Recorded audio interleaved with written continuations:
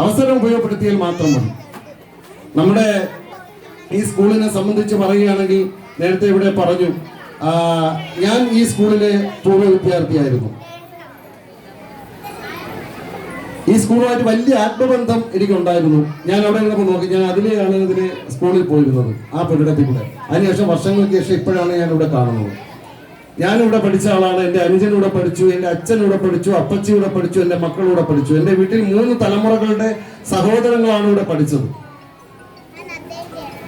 ഞാനിവിടെ പഠിച്ചിറങ്ങിയതിന് ശേഷവും കുറച്ചൊക്കെ വലുതായി 10ാം ക്ലാസ്സൊക്കെ കഴിഞ്ഞതിന് ശേഷം ഇവിടെ വരുമായിരുന്നു. എന്തെന്ന് വെച്ചാൽ ഇതുപോലുള്ള വാർഷിക ആഘോഷങ്ങളും കലോത്സവങ്ങളും നടക്കുമ്പോൾ എൻ്റെ അയൽപക്കത്തുള്ള കുട്ടികളെയും എൻ്റെ സ്വന്തക്കാരായിട്ടുള്ള കുട്ടികളെയൊക്കെ ഒരുക്കാനും അവർക്ക് കോസ്റ്റ്യൂം കൊടുക്കാനും പരിപാടികൾ പങ്കെടുപ്പിക്കാനും ഒക്കെ ഇവിടെ വരും.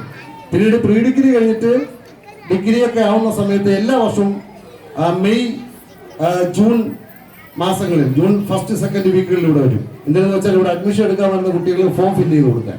ചുമ്മയല്ല, ചെറിയ പൈസയൊക്കെ കിട്ടും കേട്ടോ.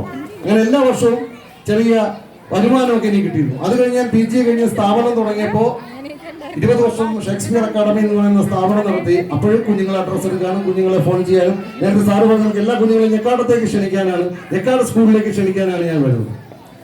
പിന്നീട് എൻ്റെ മക്കളിവിടെ പഠിച്ചു. മക്കളിവിടെ പഠിക്കുന്ന സമയത്ത് ഞാൻ അവിടെ വരുമായിരുന്നു. അപ്പോഴവിടെ എനിക്ക് തീർച്ചയായിട്ടും അറിയാം, നേരത്തെ ടീച്ചേഴ്സിനെ കുറിച്ച് ഇവിടെ പറഞ്ഞു, വളരെ ആത്മാർപ്പണമുള്ള ടീച്ചേഴ്സാണ് ഇവിടെ ഉള്ളത്. കാര്യം കുഞ്ഞുങ്ങളെ പ്രാക്ടീസ് ചെയ്യിപ്പിക്കുന്നവരാണ്. തുണിക്കടയിൽ പോയി തുണി എടുക്കുന്നു, കോസ്റ്റ്യൂം എടുക്കുന്നു, തയ്യക്കടയിൽ കൊണ്ടുപോകുന്നു, തയ്പ്പിക്കാൻ അളവെടുക്കുന്നു. ബ്രൈറ്റ് ടീച്ചറൊക്കെ ഇവിടെ ഇരിപ്പുണ്ട്. മോനൊക്കെ ഇവിടെ പഠിച്ചപ്പോഴത്തേക്ക് ആ ഡ്രസ്സ് ഇപ്പോഴും വീട്ടിലിരിപ്പുണ്ട് കേട്ടോ, മക്കളുടെ പരിപാടിക്ക് വേണ്ടി. അതുപോലെ തന്നെ ഷൈന ടീച്ചർ, മക്കൾ ഇപ്പോഴും പറയും ഇന്നിപ്പോൾ വരണമെന്ന് പറഞ്ഞ് ട്യൂഷനുള്ളതുകൊണ്ടാണ് പോയത്, ടീച്ചേഴ്സിനെ തിരക്കിയെന്ന് പറയണം. ടീച്ചർ, അങ്ങനെ എല്ലാ ടീച്ചേഴ്സും കുറച്ച് പേര് ഇവിടെ നിന്ന് മാറിപ്പോയിട്ടുണ്ടെന്ന് തോന്നുന്നു.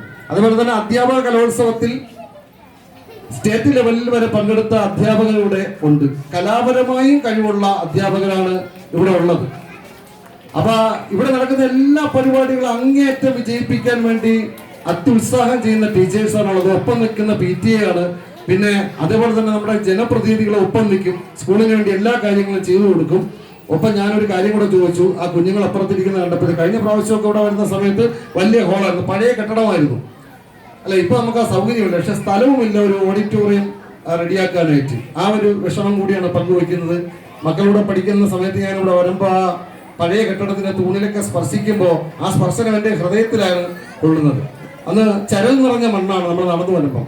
ആ മണ്ണിൽ ചവിട്ടി നമ്മൾ കുനിഞ്ഞു നടക്കുമ്പോൾ ആ പൊടി പടലങ്ങൾ നമ്മുടെ ഹൃദയത്തിലേക്ക് കേൾക്കുന്നത് പോലെ തോന്നും. അത്രയ്ക്ക് അഗാധമായ ആത്മബന്ധം എനിക്ക് ഈ സ്കൂളുമായിട്ടുണ്ട്. വെറുതെ ഇരുന്ന് ഓർമ്മിക്കുന്ന നിമിഷങ്ങളിൽ മാത്രമല്ല, നമ്മളൊക്കെ പലപ്പോഴും മനഃപൂർവ്വമായി സമയം കണ്ടെത്തി ഓർക്കാറുണ്ടല്ലോ. അപ്പോഴൊക്കെ ഞാൻ പഠിച്ച, എനിക്കിതൊരു വെറും ഒരു സ്കൂളല്ല, എൻ്റെ ആദ്യ വിദ്യാലയം എനിക്ക് പുണ്യാശ്രമം പോലെയാണ്. എല്ലാവർക്കും അങ്ങനെയായിരിക്കും. ഇതുപോലുള്ള ഒരുപാട് കാര്യങ്ങൾ നിങ്ങൾക്കൊക്കെ ഇവിടെ പറയാം.